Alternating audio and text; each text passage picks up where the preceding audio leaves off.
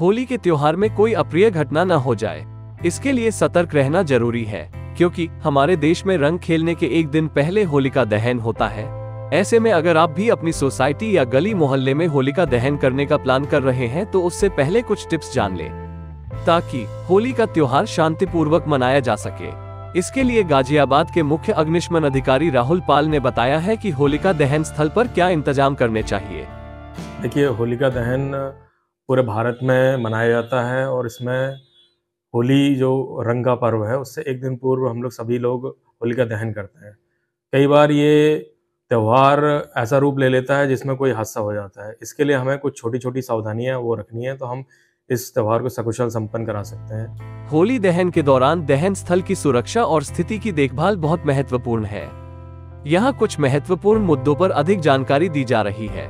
होली दहन के लिए जगह चुनते समय सुरक्षित और विश्वसनीय जगह चुनना बहुत महत्वपूर्ण है। दहन के लिए उपयुक्त और सुरक्षित स्थान को ध्यान से चुनें।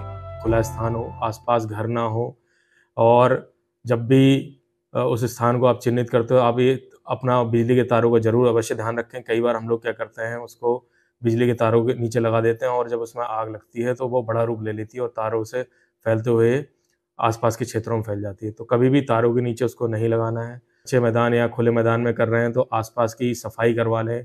वहाँ जो अन्न कचरा, कूड़ा, कबाड़ या घास फूस है उसको साफ कर लें, जिससे कि वो छोटे रूप से बड़ा रूप ना ले पाए।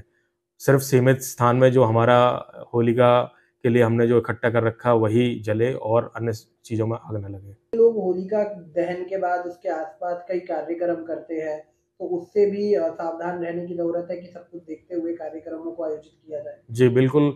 जब भी आप इसको करें तो सबसे पहले तो स्थान चिन्हित करना, जैसा मैं बता रहा हूँ बार-बार, ऐसा स्थान चिन्हित करें जो अगर लोग एकत्रित भी हों तो कभी भगदड़ जैसी कोई समस्या ना हो, आराम से सब लोग निकल जाएँ।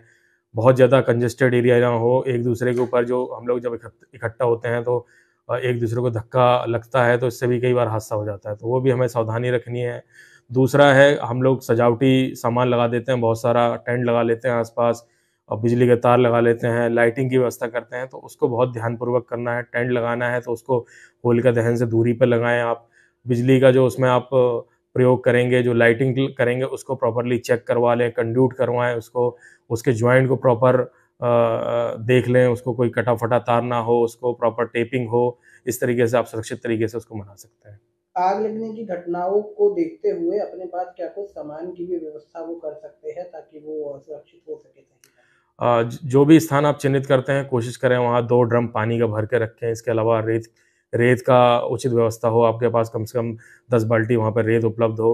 छोटे फायर एक्सटिंग्विशर रख सकते हैं, और यदि कोई बड़ा आयोजन हो रहा है तो आप वहाँ पे पानी के टैंकर को बुलवा के रखवा सकते हैं नगर निगम के, और अपने प्राइवेट अगर आप व्यवस्था कर सकते हैं तो वो कोशिश करें, तो कोई भी छोटी घटना है वो बड़ा रूप नहीं लेगी। लोकल 18 गाजियाबाद से विशाल झा की रिपोर्ट।